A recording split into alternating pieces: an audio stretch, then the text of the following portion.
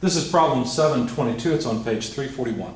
The stacker crane supports a 1.5 megagram boat with the center of mass at G. Determine the internal normal force, shear force, and moment at point D in the girder. The trolley is free to roll along the girder rail and is located at the position shown. Only vertical reactions occur at A and B. I'll let you look at the figure, but I'm going to draw a simplified version of this, basically a free body diagram, where the weight of the boat at 1,500 kilograms times 9.81 meters per second squared comes out to 14,715 newtons. Only vertical reactions occur at A and B. So the figure in the book includes a boat at point G,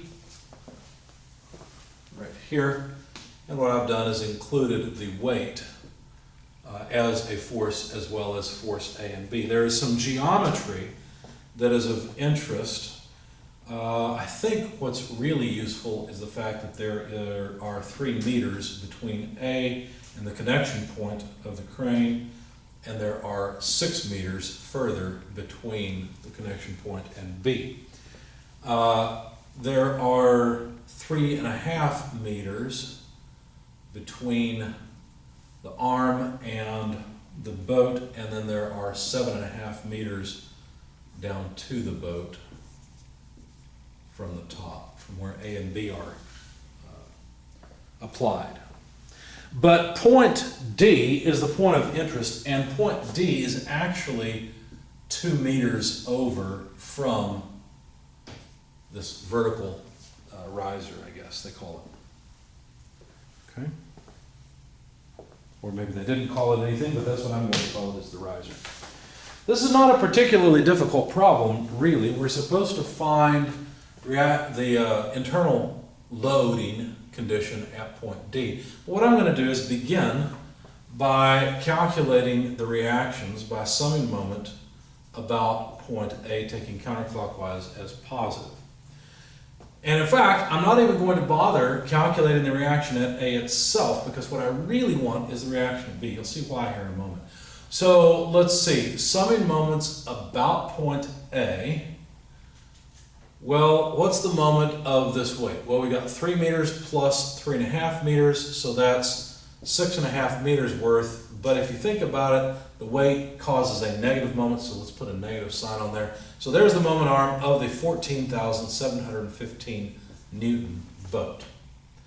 Now, to overcome this, B has to provide a support reaction, and it has a 9 meter moment arm because 3 plus 6 are 9. So this is it. This sum has to come out to 0. From this, we can calculate the reaction at B. Just take this product and divide by 9, flip the sign because it would be on the other side of the equation.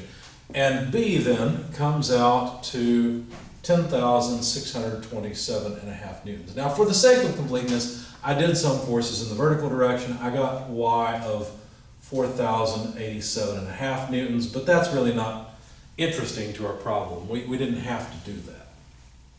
Because what I can do is take a free body diagram. Let me make some more detail. I'm going to concentrate on this section. I'm going to draw more detail now of the girder.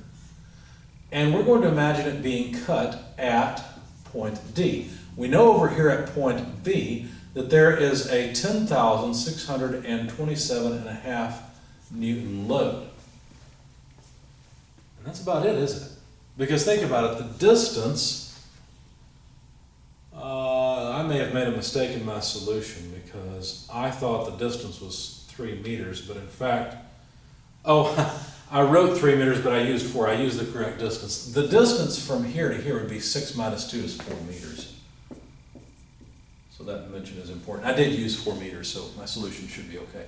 But how do we hold this beam segment in equilibrium? Well, just as we always do. If we have a left-hand cut face, then shear up at D is positive.